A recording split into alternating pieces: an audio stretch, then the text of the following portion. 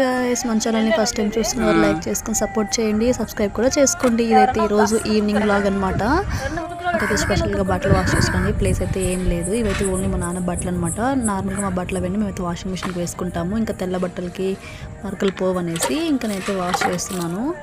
So morning అయితే నానబెట్టేసి ఇంక ఈవినింగ్ అయితే వాష్ చేస్తున్నాను. ఇప్పుడు కుదిరింది ఇంకా. సో ఇంకా అలా ఇది బ్లాగ్ అనమాట ఇవాళది. తెల్ల బట్టలకి మరకలు పోవడానికి ఏమైనా టిప్స్ ఉంటే మీరైతే కామెంట్ చేయండి, నాకైతే తెలీదు. ఇంకా నేను బట్టలు వచ్చేసరికి ఆరైపోయింది. ఇంకా అలాగే బట్టలు అయితే ఆరేసాను, చినుకులు పడుతున్నా. కానీ ఇంకా మా అమ్మ అయితే నేను చేసే పనులకి ఇన్స్పెక్షన్ అనమాట. నేను ఎలా ఎలా పనులు చేస్తున్నాను అవి వెనకే చూస్తూ అబ్జర్వ్ చేస్తూ ఉంటుంది.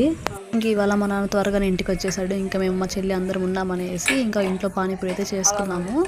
ప్రాసెస్ మీరు కూడా చూడండి. ప్రాసెస్ కావాలంటే కామెంట్ కూడా చేయండి. మీకు పానీపూరి అంటే ఇష్టమైతే లైక్ చేసి ఖచ్చితంగా కామెంట్ అయితే చేయండి.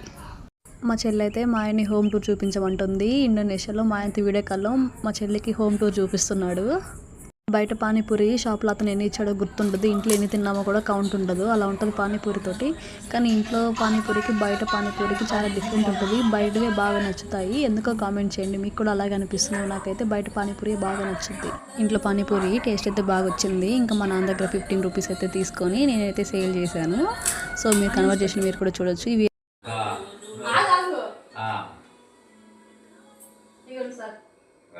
ప్లేట్ 15 రూపాయలు సార్. అంతేనా? అంటే హాఫ్ ప్లేట్ కాబట్టి 15 ఇచ్చారా? తిన్నాక టేస్ట్ చెప్పండి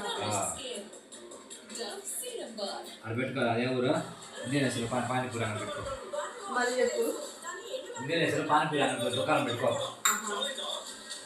సరే సరే. డిగ్రీ చదివించింది పానీపూరి కొట్టుకోవడానికి అంతే. సరే సరే బాగుందా? ఎన్ని మార్కులు?